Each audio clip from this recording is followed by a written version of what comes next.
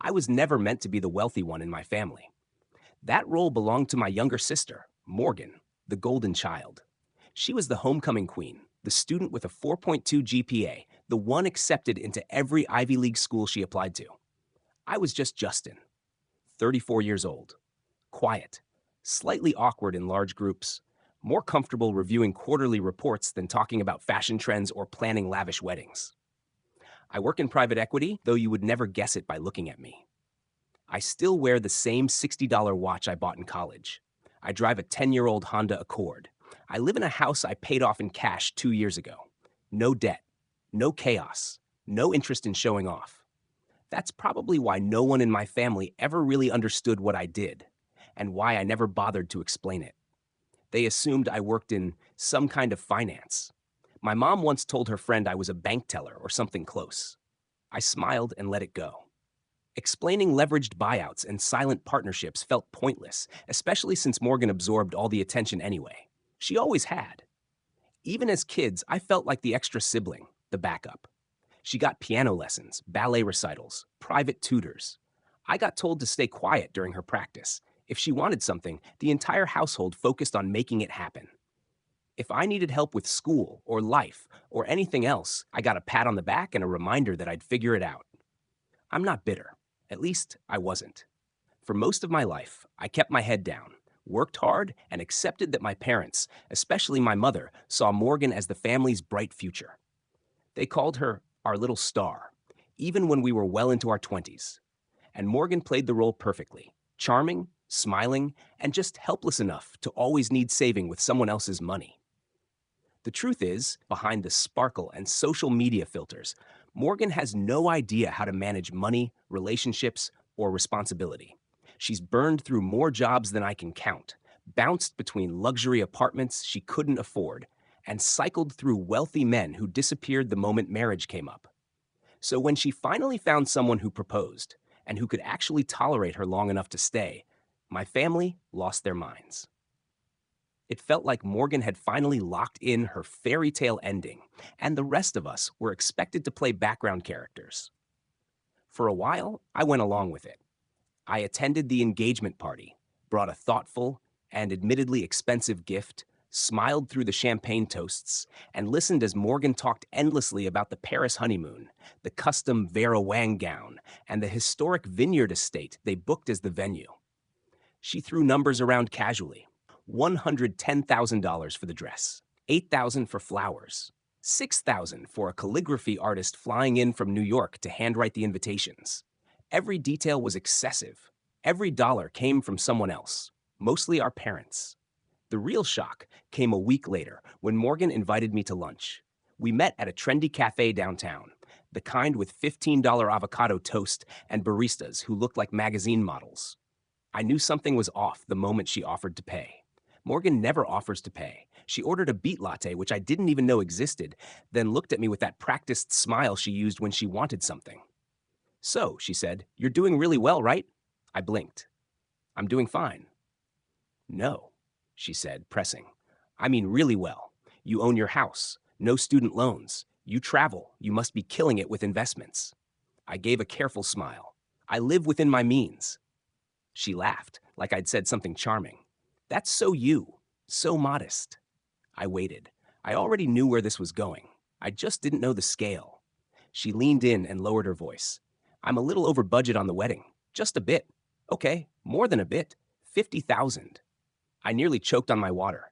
You're over by $50,000? She waved it away. It's not that bad. We had to upgrade the catering to a Michelin star chef. Bryce's family are huge foodies, and I found this designer in Milan for the bridesmaid dresses. It's a whole vibe. Anyway, I was hoping you could help. Help how? I asked, already knowing the answer. She smiled, sweet and sharp. Cover the difference. Just the 50,000. It's nothing for someone like you. You probably made that in dividends last quarter. I leaned back, stunned. You're asking me to give you $50,000? Not give, she corrected quickly. Just pay for the wedding. One time. You'd be making sure your only sister has the day of her dreams. And it would mean so much to mom and dad. They're kind of maxed out, but we all know you're doing the best. There was no gratitude in her voice. No recognition of how massive the number was. She honestly expected me to hand it over like an ATM. I took a breath. Morgan, I love you, but I'm not paying $50,000 for a wedding. That's not happening. Her smile flickered, just briefly. Then it returned. Wow. Okay. I guess I'll tell Bryce we have to cut the signature cocktails and cancel the live jazz band. Thanks for nothing. I didn't say I wouldn't help at all, I said carefully. But 50,000 isn't reasonable. She stood up without finishing her drink. Fine, I'll figure it out myself. Just remember this when the time comes. Then she walked out. Something about that line stayed with me. The emphasis. The look. It didn't feel like drama. It felt like a warning. 2 weeks later, she texted me. Dinner at my place. Just us. Super chill. Let's clear the air. I knew I shouldn't go. I went anyway. The moment I stepped inside her apartment, I knew it wasn't just us. 3 men in suits sat at the table, stacks of documents in front of them. Morgan came out of the kitchen holding a glass of wine, smiling like she was hosting a casual gathering. Welcome, Justin, she said. Let's talk options. That's when I knew I'd been set up. The scene felt wrong. Lawyers, paperwork, and Morgan acting relaxed. Didn't realize dinner included legal counsel, I said, not sitting down. Oh, don't be dramatic, she laughed. It's just paperwork. Sit. Red or white? I'll take answers, I said. Her smile tightened. One of the men stood and introduced himself. Frederick Kane. I represent your sister and her fiancé in a financial matter. No need, I said. She already asked for money. I said no. You'll want to see the documents, he replied. Morgan sighed. Because you made a promise. What promise? She gestured to him. He slid papers toward me. The title read, Binding Pledge of Familial Contribution. My name was printed. So was a digital signature I'd never made. You printed my email and turned it into a contract, I said. Not fake, she snapped. Legally persuasive. This is extortion. They talked about lawsuits, promissory estoppel, damages. Then my mother walked in. She didn't yell. She just looked disappointed. You promised to support your sister, she said. We maxed out cards, pulled from retirement, and now you're backing out over money. I never promised 50,000, I said. This was never the deal. She shook her head. You can afford it. It's not about affordability, I said. It's about principle. Morgan rolled her eyes. He always makes things difficult. That's when something in me settled. Quietly, clearly. I'm calling my lawyer, I said. She laughed until a voice behind me said, Actually, I'm already here. Morgan turned. Standing there was my wife, Vanessa. We'd been married for 2 years, quietly, strategically. She works in forensic accounting. She doesn't threaten. She documents. She looked at the lawyers and calmly dismantled everything.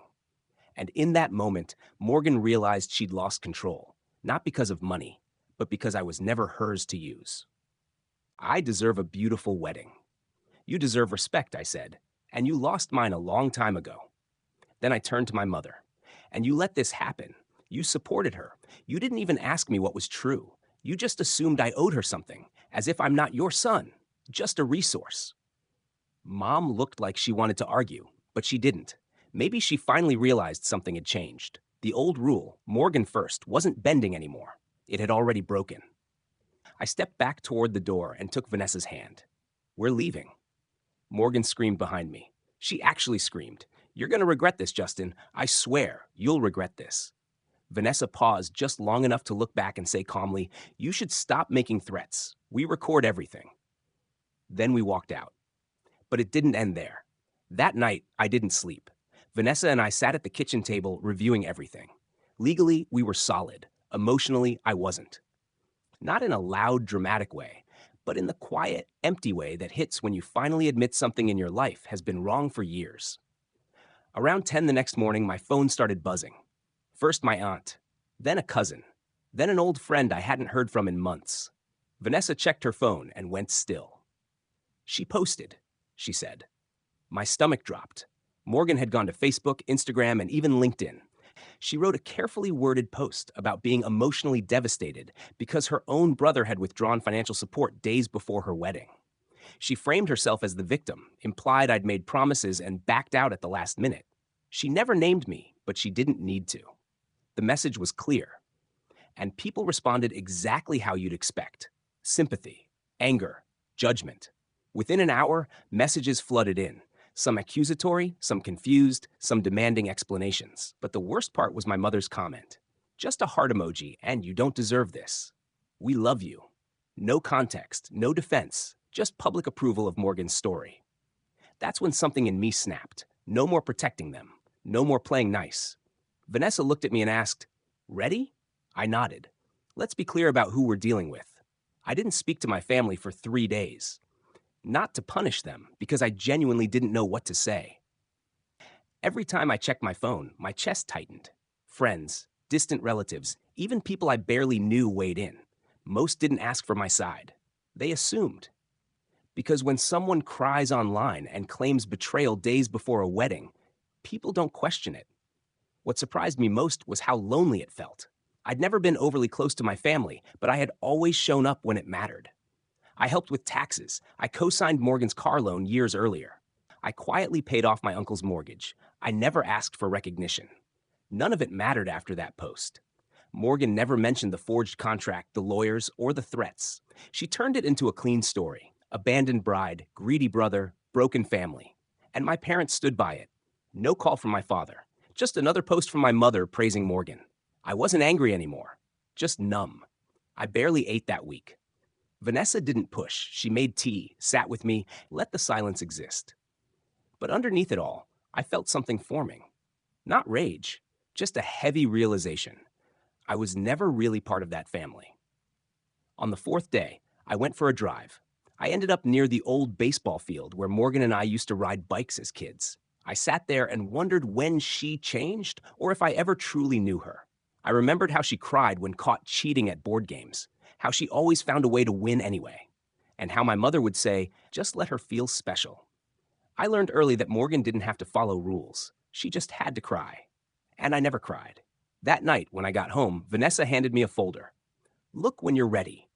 Inside wasn't revenge. It was protection. Updated legal structures, asset shielding, privacy layers, a revised will, quiet safeguards built while I was unraveling. Vanessa didn't just support me, she defended our life without needing applause. Over dinner, I finally spoke. I don't think I ever really had a sister. Vanessa listened, then said gently, I know. My parents let it happen, I added. Do you think that's my fault? She took my hand. You didn't fail them. They failed you. That was the first time I cried in years. The next morning, I woke up with clarity, not grief, resolve. I opened my laptop and pulled up files Vanessa and I kept.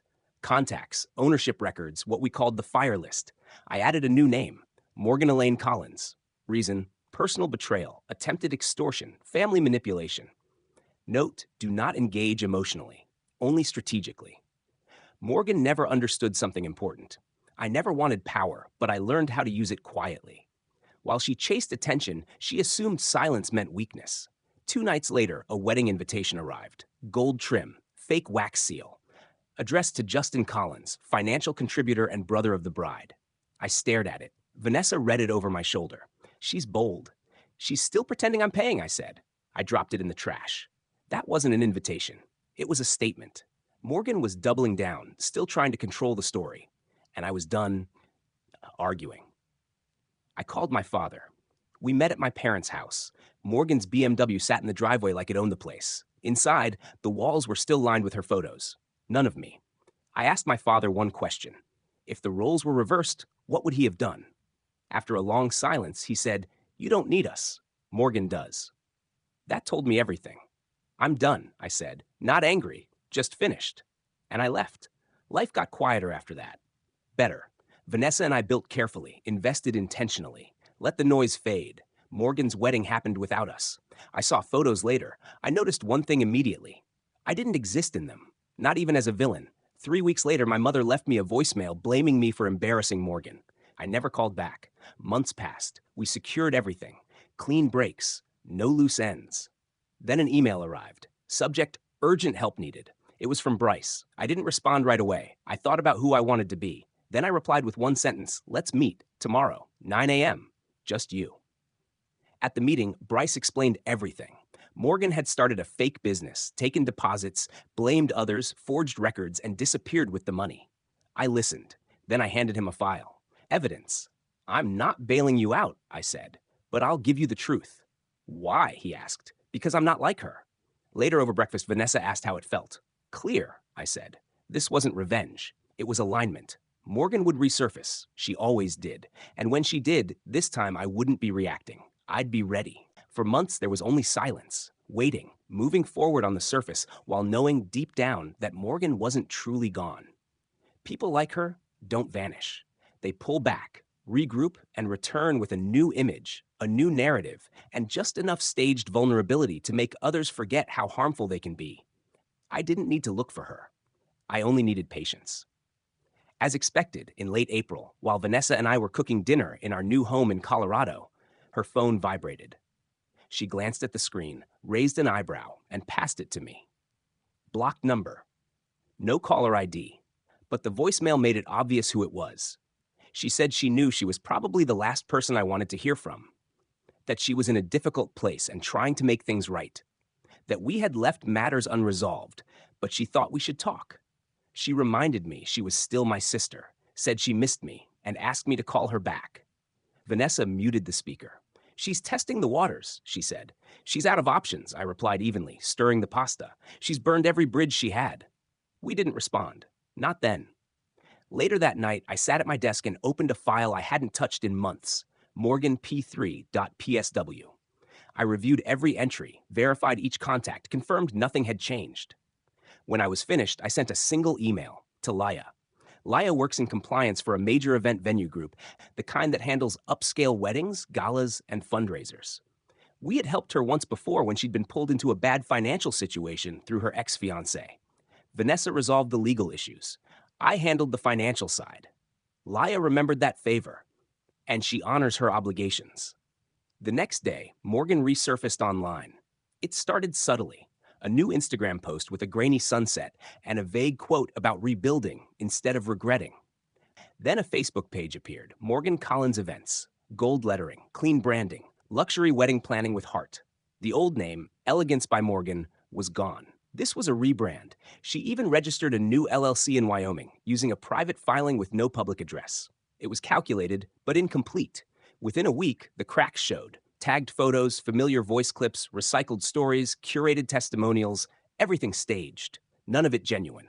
I didn't interfere. I watched. She gained 3 clients, secured 2 venue partnerships, and promoted a pop-up workshop with a $400 ticket price. She reused the same photo from multiple angles to make the room look full. It was all surface. All performance. Then she made her mistake. She applied to host an exclusive bridal expo in a property owned by a holding company I partially controlled, shielded through multiple legal layers. On the application, she used the name Morgan Breitheit. New surname. No mention of her previous business, no reference to past issues. Just a polished pitch deck filled with inspirational quotes and inflated revenue projections. Laya flagged it immediately. We approved the request and scheduled the event. This time, I wanted everything in place. The expo itself was polished. Open bar, soft lighting, ambient music, vendors lining the room with brochures and displays.